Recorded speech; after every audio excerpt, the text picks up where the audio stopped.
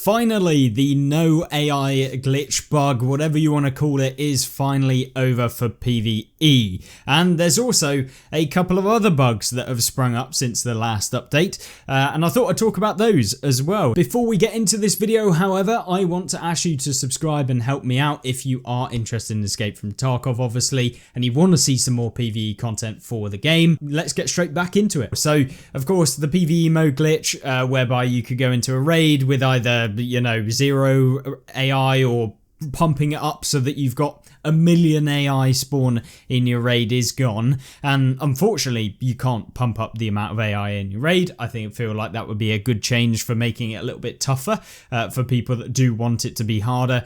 And of course, maybe BSG will look at this in the future as to introducing some sort of difficulty system or something whereby you can make it harder, improve the amount that you have. So you have your normal mode as it currently stands within the game, then you have a hard edition, and then you've got an impossible edition, much like we have with the practice arena mode or practice mode that you can go into. So I think that would be a good change and something that I think would be positive with the community who do play the PvE mode, as I'm sure many of you have been enjoying it, or if you haven't, at least then maybe you'll start to think about potentially making it slightly difficult as you go through and want a bit more of a challenge as you come towards the end game of the game. So obviously there is quite a few bugs. I wanted to show you a fix to a bug that I've recently had within the game, which is that we currently have essentially got a issue with traders. So if you try and buy anything from the stash, so for example, I try and buy myself a medicine case, you can see it says I can't purchase the medicine case because I don't have the rubles. It says I've got 0 rubles, which is definitely not the case. 575 million is exactly how many rubles I've got. So in terms of trying to fix this and how you can use it as a quick workaround for the minute whilst BSG try and actually fix their damn game, is to go to your filters and you'll be able to buy it off of the flea market itself as a barter trade. So you can do that. It works for every single one. So this is the way that I've been purchasing items from the traders that I can't actually get because it literally doesn't work. So if you do want to buy stuff off of traders at the minute, that is the way you're going to have to do it, and going through the actual flea market to be able to do so, that is where you'll be able to buy stuff, whereas you can't do it in the trader menu. So as a quick little thing for those of you that are plagued with this issue, I'm not sure if it affects every single person in the game, but it has been for me, so I thought I'd share that as a workaround.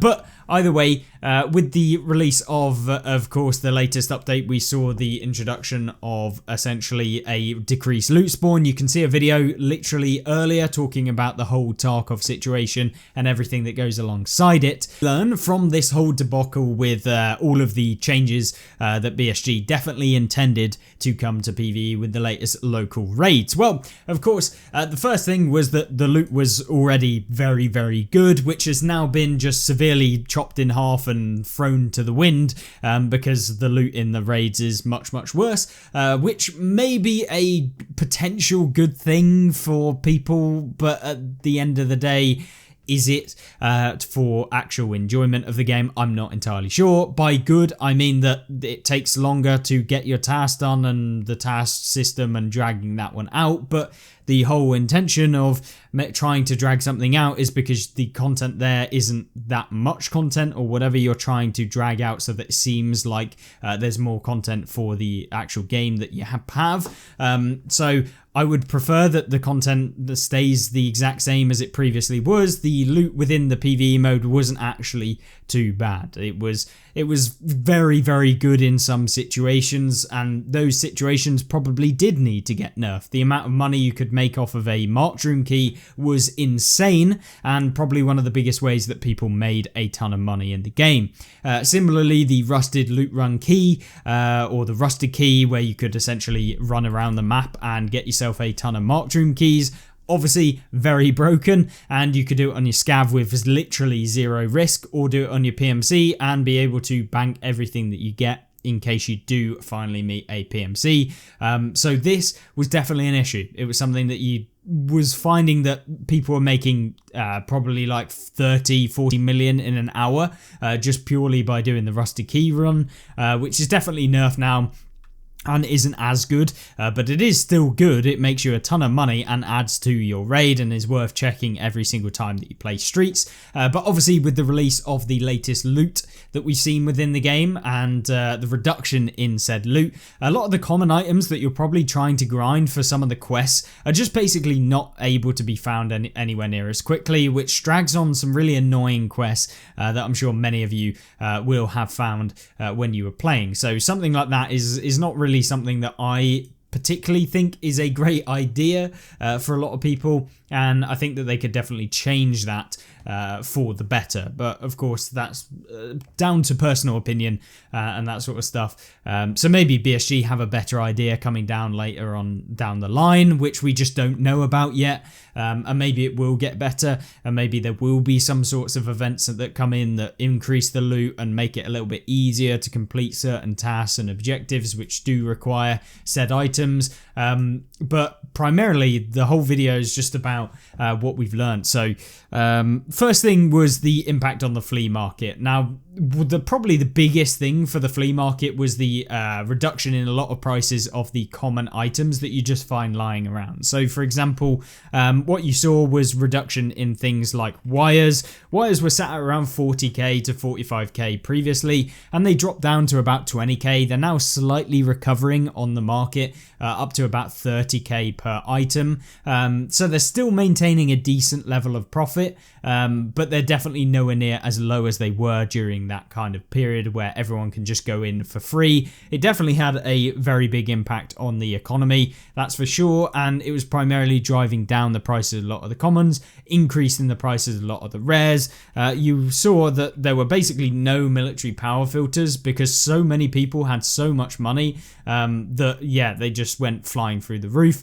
Don't know why people are listing once again for military power filters for 20 mil, because you'd make less money than if you were to simply list it for 10 million, which, yeah, I mean, that's a fat L for anyone that does list it for 20 million, especially considering this guy has like 281 rep on the flea market. It's not worth doing. But either way, you saw now that the military flash drives, this sort of stuff is coming down in price. These were up at like 1.6 million previously, and you saw that even defibrillators and that sort of stuff have started to come down. If we grab one up, basically the whole market is slowly leveling out back to where it was previously, which was a nice kind of mix whereby common loot was worth something, as well as the fact that the rare loot is also worth quite a bit, but probably not as much now because there's just not as much. What you also start to see is the marked room keys also coming down.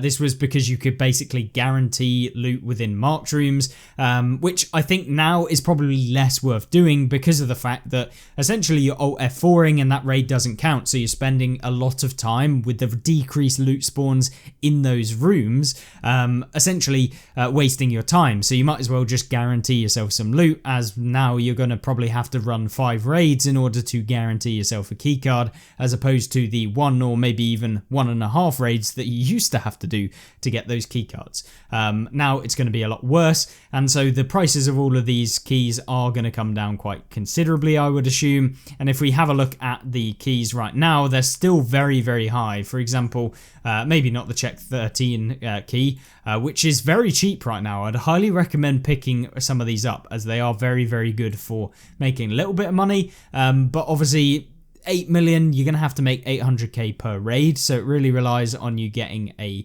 or 800k per raid, so it relies on you actually getting decent loot, which from marked rooms is definitely not as good.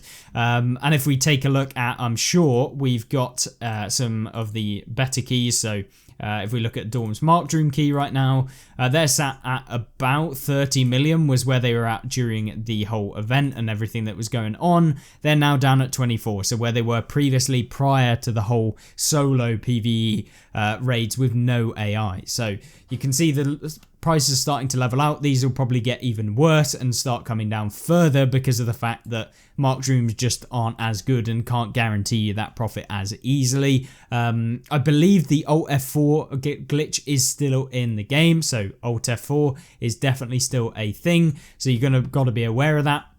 That you can use it if you wanted to, but for me, I'm not going to use it. I think that it's kind of just a waste of time, and I'd rather just get taken out or end up with the worst loot, as yeah, at least you can progress your account, get some XP by just playing the game. So Alt F4, not a massive problem in my eyes, at least for me, but it really was an issue when there was basically so much loot that you could get out of those marked room keys, but now seems like they've nerfed them a little bit, but they're still good. But yeah, just nowhere near as good now. So I'm interested to see what you kind of thought about this whole debacle, everything that went on with the no AI raids. It was definitely easier to complete tasks if people were doing tasks, but at the same time, if you do them super quickly, you're kind of only really cheating yourself, because you're going to run out of tasks eventually, and they're going to be very boring once you have run out of tasks and stuff to do within the game with a purpose, unless of course you're just simply doing it to practice and get better at Tarkov in general, as the PvE mode, I'm sure, is used by a lot of people for that, and for testing different runs and testing out how weapons, that sort of thing. Eventually that's probably going to become the primary thing that people are going to do in PvE. And I think that's fun. I think it's definitely there for something to do in the end game.